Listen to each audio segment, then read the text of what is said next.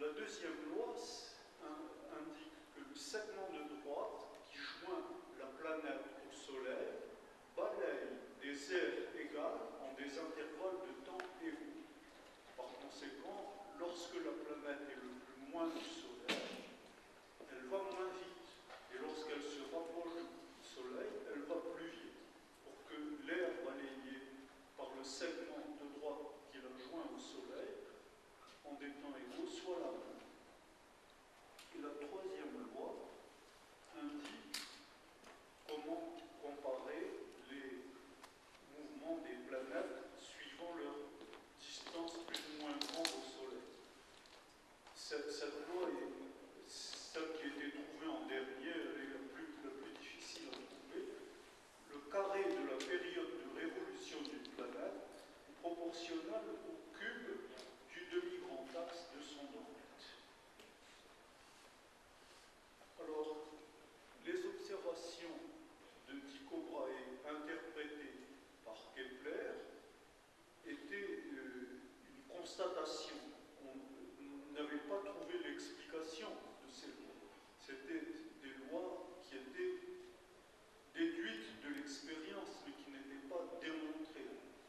Et le savant britannique Newton a compris que le mouvement des corps pesants sur notre Terre et le mouvement des planètes du système solaire étaient régis par les mêmes lois de la dynamique. Alors c'est banal de nos jours, mais à l'époque, c'était tout à fait révolutionnaire parce que depuis l'Antiquité, on pensait qu'il y avait deux mondes. Le monde sublunaire, qui est celui dans lequel nous vivons, et le monde céleste. Et l'on imaginait que ces deux mondes étaient régis par des mécanismes et des lois tout à fait différentes. Et Newton a été, il n'était peut-être pas tout à fait le premier, je pense que d'autres, mais il a été le premier à le formuler mathématiquement. Il a compris que les mêmes lois devaient s'appliquer partout dans l'univers, aussi bien sur la Terre, pour les mouvements des objets terrestres, que pour le mouvement des planètes. Alors il a découvert une formulation mathématique de ces lois et a pu en déduire les lois de Kepler. Alors là, je vais rapidement indiquer comment on met en équation le mouvement des planètes.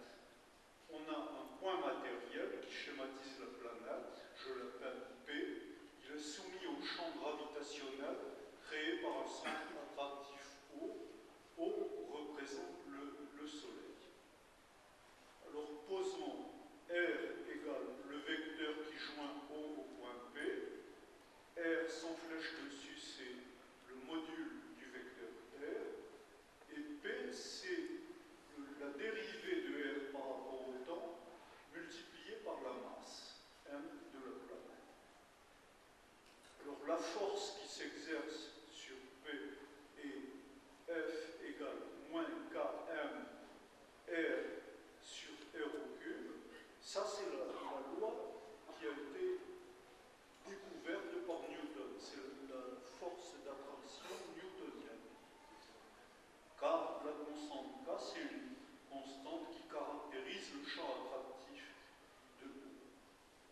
Alors, les équations du mouvement sont simplement dE sur dt égale P sur M et dP sur dt égale moins Km R sur R au cube. Alors, pour résoudre ces équations, il y a plusieurs méthodes.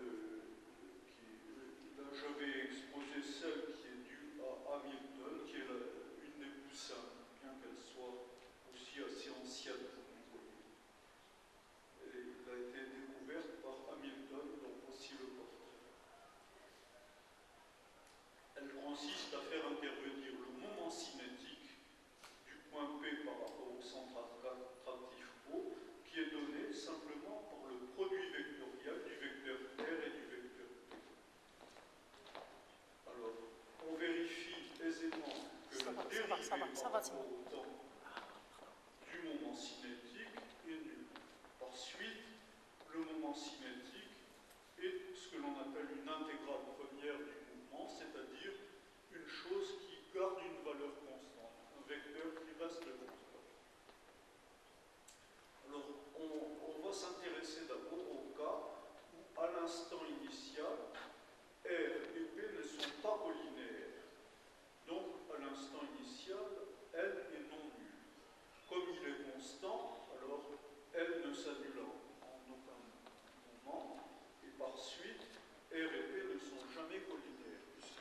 n s'annule seulement lorsque R et P sont collinéaires. On choisit un triade orthonormé d'orientation positive d'origine O et dont les vecteurs unitaires EX, EY, EZ soient tels que L soit parallèle à l'axe des Z et on donne L sans flèche dessus, sa composante sur cet axe. Alors les vecteurs R et P restent constamment perpendiculaires à L. Par suite, ils sont parallèles au plan X, O, Y, de sorte qu'on peut utiliser des coordonnées polaires et écrire leurs valeurs au moyen de l'angle polaire θ et de la distance R. Donc voici comment s'écrivent ces équations. On remarque tout de suite que L, le module de L, est MR2 dθ sur dt égale constante. Et cela, c'est la loi de Kepler. C'est la seconde, pardon, je suis allé trop loin. C'est la seconde loi de Kepler, la loi des airs, car L sur 2M, c'est l'air qui est balayé par le segment de droite OP par unité de temps. Et donc, on voit qu'elle est constante. Et donc, on voit aussi que dθ sur dt, lui, n'est pas constant, il dépend de R, de façon à ce que le produit R2 dθ sur dt reste constant. On remarque alors qu'on peut prendre θ comme variable indépendante au lieu du temps t, et cela permet d'écrire l'équation sous cette forme. Alors, c'est une équation qui ne contient plus R, c'est donc une équation différentielle en θ qui s'intègre facilement. On voit que P égale m de k sur L moins sinus θ ux plus cosinus θ y plus C. C, c'est un vecteur constant, une constante d'intégration.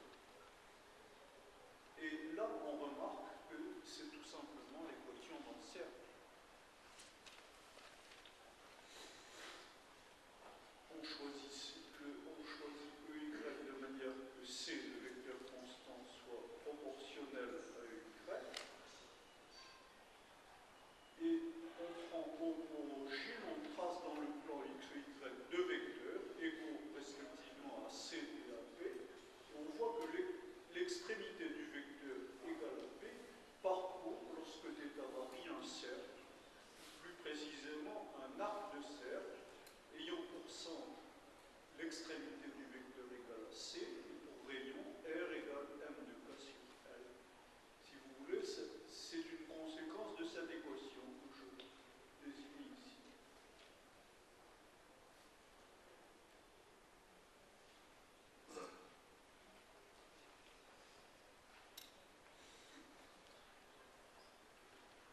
Ce cercle, au facteur multiplicatif m, c'est ce que les mécaniciens appellent l'autographe. L'autographe du mouvement d'un point, pour les mécaniciens, c'est la courbe qui est parcourue par un vecteur égal à la vitesse porté à partir d'un point fixe. L'extrémité du vecteur parcourt une courbe qu'on appelle l'autographe. Là, j'appellerai autographe ce qui en fait est l'autographe multiplié par m, mais c'est pour simplifier le langage. Alors, on calcule. Maintenant, on veut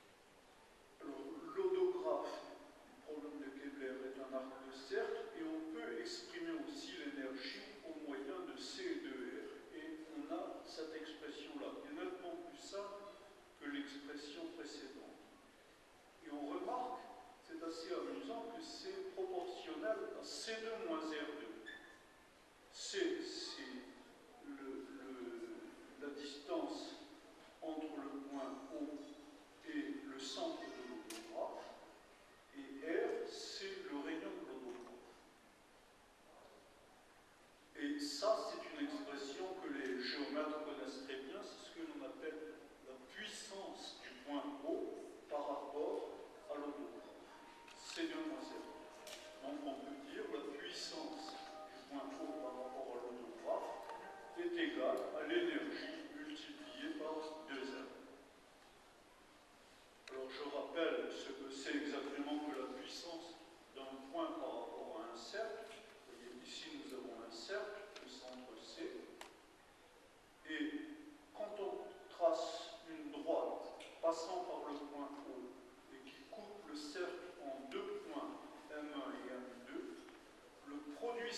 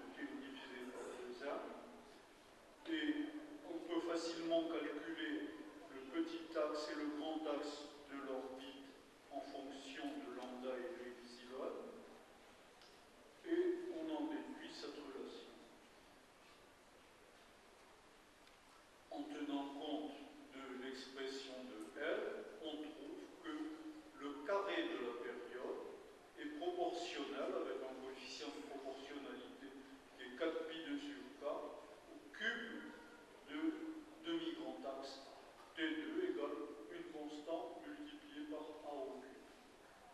C'est la troisième preuve qui est faite. On remarque aussi que l'énergie s'exprime très simplement au moyen du demi-grand axe. L'énergie est inversement proportionnelle au demi-grand axe. Alors, maintenant, je vais donner quelques généralités sur les notions de flot, d'une équation différentielle et de variété des mouvements. Quand on a une équation différentielle d phi de t sur dt égale x de t de phi de t, x étant un champ vecteur qui peut éventuellement dépendre, t c'est le temps, peut dépendre du temps sur une variété différentielle.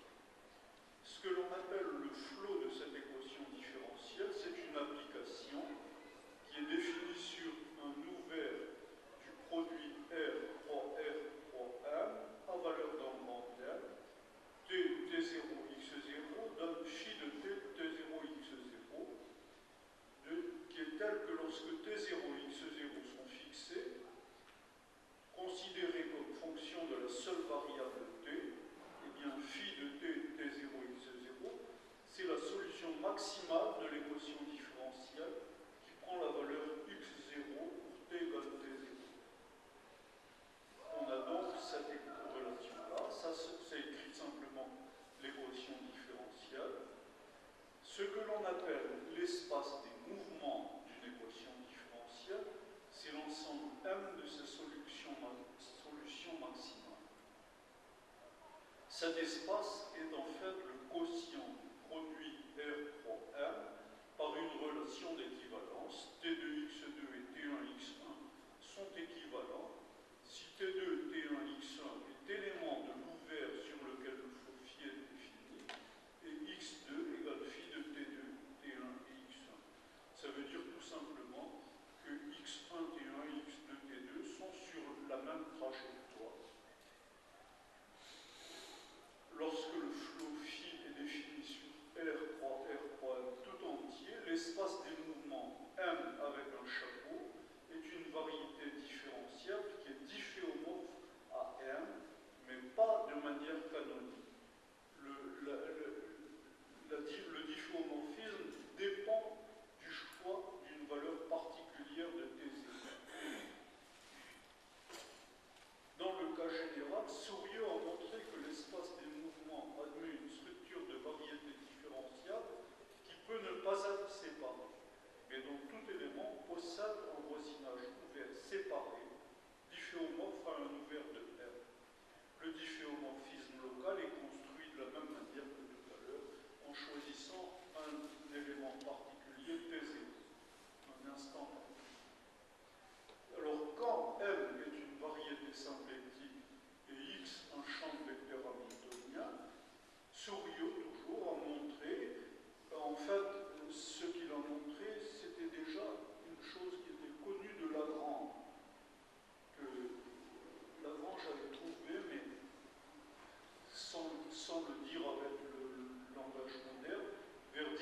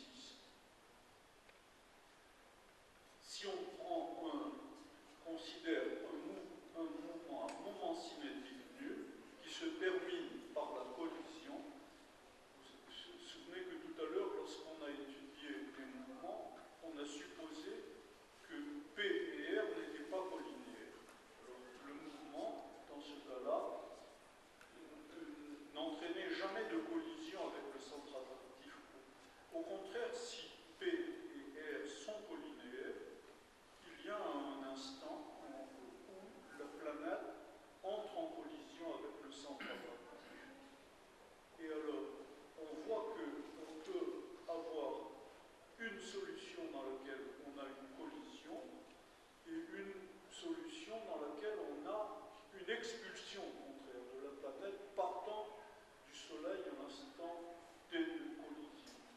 Donc on a deux mouvements différents qui au moment où l'un se termine par une collision, l'autre commence par une expulsion. Et alors pour la topologie de la variété des mouvements, M chapeau, ces deux solutions ne possèdent pas de voisinage gésimal. C'est pour cette raison que la variété des mouvements n'est pas séparée. Une variété séparée, c'est une variété, on dit quelquefois aussi une variété de Hausdorff, c'est une variété dans laquelle, pour tout couple de points, il existe des voisinages d'un point et de l'autre point qui ne se rencontrent pas. Et là, ceci montre bien que la variété des mouvements n'est pas séparée à cause des conditions. Alors pour chaque valeur de l'énergie, l'ensemble des mouvements d'énergie fixée est une sous-variété de l'ensemble de tous les mouvements, qui est donc de dimension simple. On dit la dimension diminue d'une unité. Et le groupe additif agit sur R, et cette action, les orbites de cette action sont des groupes. Par suite, la variété des mouvements, quotientée par cela, va être de dimension 4. On perd encore une dimension. Alors, les courbes sont l'ensemble des mouvements pour lesquels le point P se déplace sur une même orbite. On voit au fond que l'ensemble des feuilles du feuilletage en courbe est une variété symplectique réduite de dimension 4 qui s'identifie à l'espace de l'orbite orientée d'énergie fixée du problème de Kepler. Et ces orbites sont des coniques dont un des foyers est haut, avec des ellipses si E est négatif, des paraboles si E égale 0, des branches d'hyperbole tournant leur concavité vers haut si E est positif. Cette variété réduite sera appelée la variété réduite des mouvements d'énergie fixée notée ME avec un tilde. Alors il y a une remarque qui simplifie beaucoup l'étude de la variété réduite d'énergie fixée, c'est qu'il y a une correspondance bijective entre une orbite orientée du problème de Kepler et son hodographe orienté. Et par suite, au lieu d'étudier les orbites, on peut étudier les hodographes. C'est plus simple parce que les hodographes sont des cercles ou des arcs de cercle. Un cercle, c'est quand même plus simple qu'une conique. Et ensuite, la puissance du point O par rapport à l'hodographe est égale à l'énergie multipliée par la constante de Z. Et alors, on peut donc identifier que la variété réduite du mouvement d'énergie E s'identifie à l'espace des cercles orientés, tracé dans un plan de l'espace passant par le point O, par rapport auquel la puissance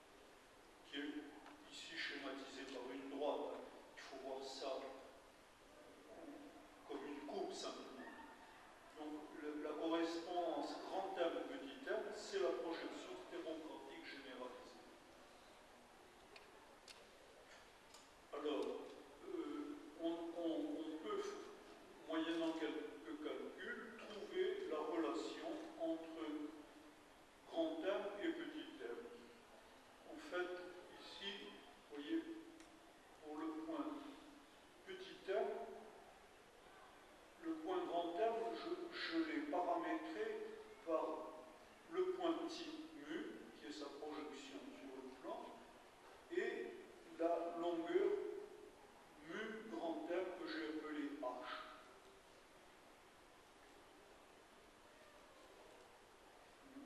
Je me trompe de sens le feuilletage.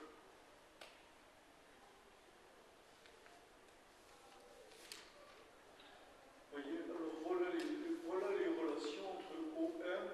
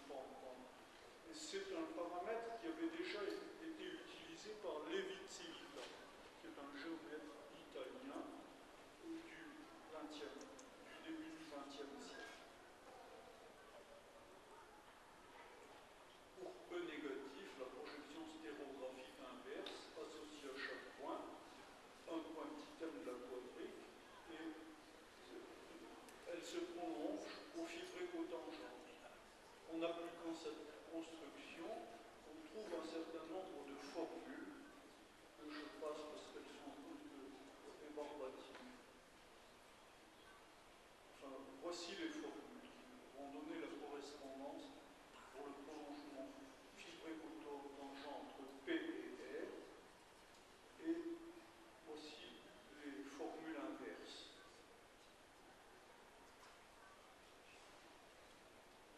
Alors pour les mouvements d'énergie nulle, c'est plus simple. Il faut remplacer la projection stéréographique par une inversion de centre-pôle et les formules dans ce cas-là sont plus simples. Elles s'expriment sur ces formules qui sont involutives. Vous voyez que les formules et leurs inverses ont exactement la même forme. Ce sont des formules involutives. Alors, quand on fait les calculs avec ça, il faut faire attention à une chose, c'est que la projection stéréographique, elle échange orbite et odogramme. C'est-à-dire qu'elle va transformer un mouvement en transformant l'odogramme en l'orbite du mouvement transformé, et l'orbite du mouvement initial en l'odographe du mouvement transformé. Alors, à cause de ça, ce n'est pas une application symplectique, c'est ce que l'on appelle un anti-symplectomorphisme, parce qu'il y a un changement de signe. Il faut mettre un signe. Et alors, on peut faire tous les calculs dans ce cas-là, et on trouve ici que le hamiltonien se transforme, et on trouve que le hamiltonien transformé, c'est le hamiltonien d'une particule libre qui se déplace sur la sphère ou sur l'hyperbole. Alors, dans le cas où E égale 0, c'est le hamiltonien d'une particule libre qui se déplace dans l'espace euclidien.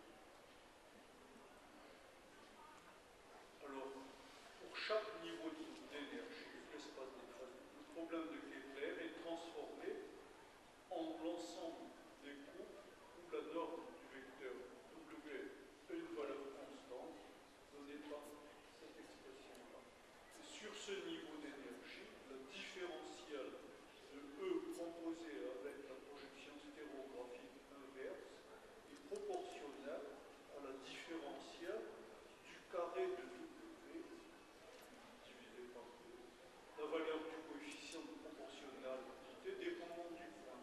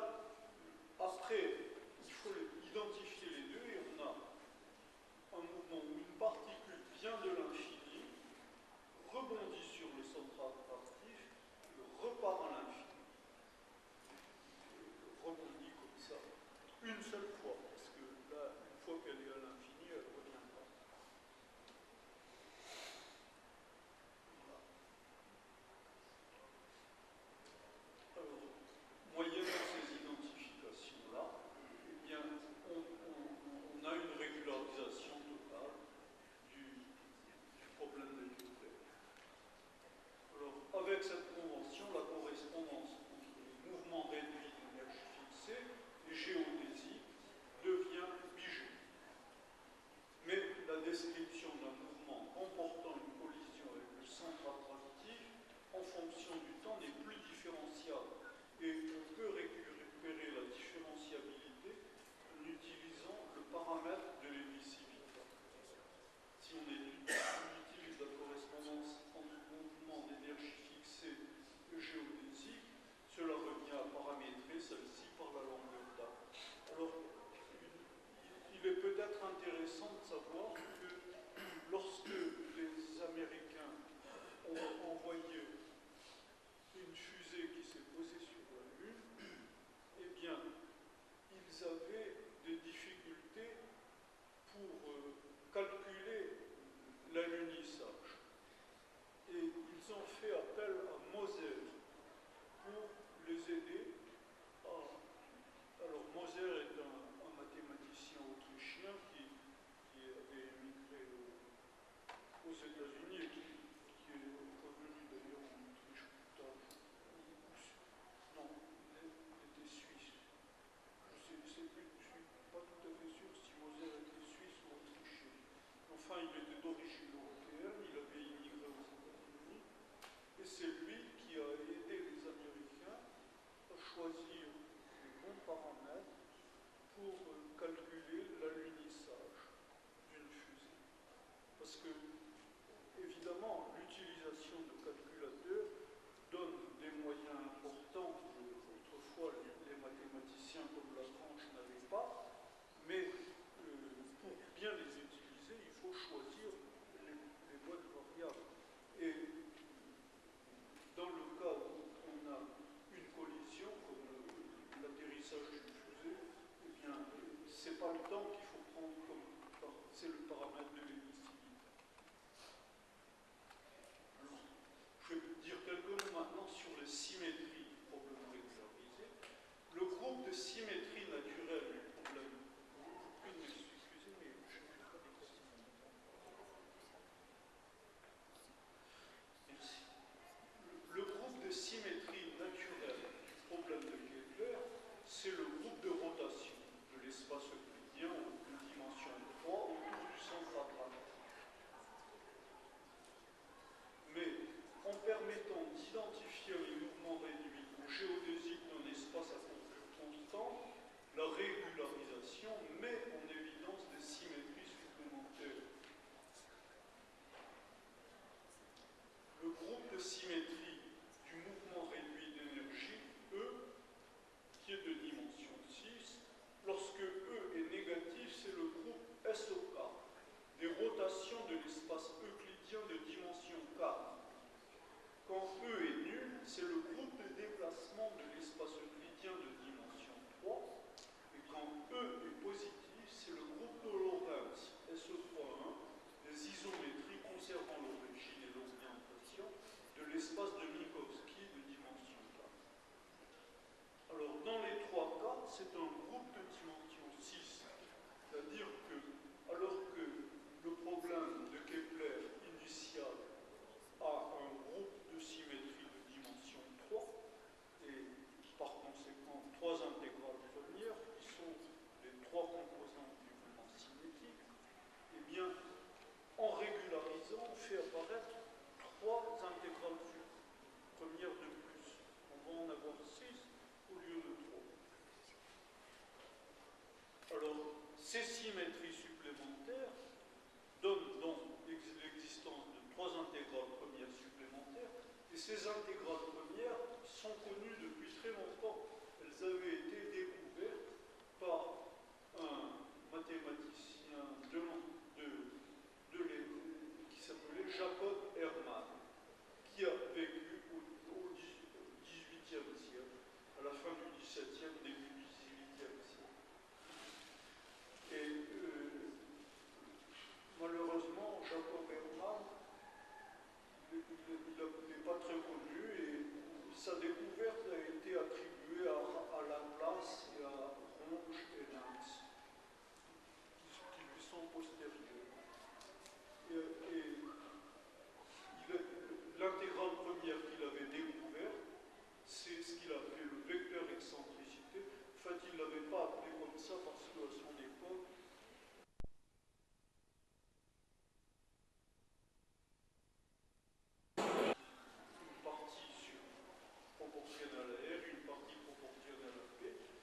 c'est un vecteur qui est dirigé du centre attractif vers le périhélique. Et son module est égal à l'excentricité aussi. C'est une intégrale première vecteur. Alors, quelle est la relation entre ce vecteur excentricité? Je rappelle que quand on a un groupe qui agit sur une variété symplectique, en conservant la forme symplectique, et que cette action est hamiltonienne, le prolongement, enfin, pardon, je bafouille là, on a une action de groupe sur une variété M, et on prolonge cette action au fibré cotangent à la variété M. Le prolongement de cette action est une action hamiltonienne et elle possède ce que l'on appelle un moment, c'est-à-dire une application du fibré cotangent à la variété dans le dual de l'algèbre 2. Et l'expression du mouvement est celle-ci. Et alors, quand on a un système différentiel hamiltonien dont le hamiltonien est invariant par l'action du groupe, alors le moment est une intégrale première. Il reste constant sur chaque courbe intégrale du groupe. Alors, lorsqu'on applique ce résultat, lorsque l'action est celle de SO4 sur Q, ou l'action de SO3A sur l'hyperboloïde, ou encore l'action du groupe de déplacement sur l'espace euclidien, dans les trois cas, le hamiltonien, on a vu qu'il se transformait en B2 sur 2, qui est le classique d'une particule libre. Et bien, dans les trois cas, ce groupe de dimension 6 va nous donner un moment qui va avoir 6 composantes, dont 3 sont les composantes du moment cinétique et les 3 autres, ça va être celles du vecteur excentricité. Et alors, on peut calculer ces composantes supplémentaires et on les trouve ainsi. Et c'est exactement l'expression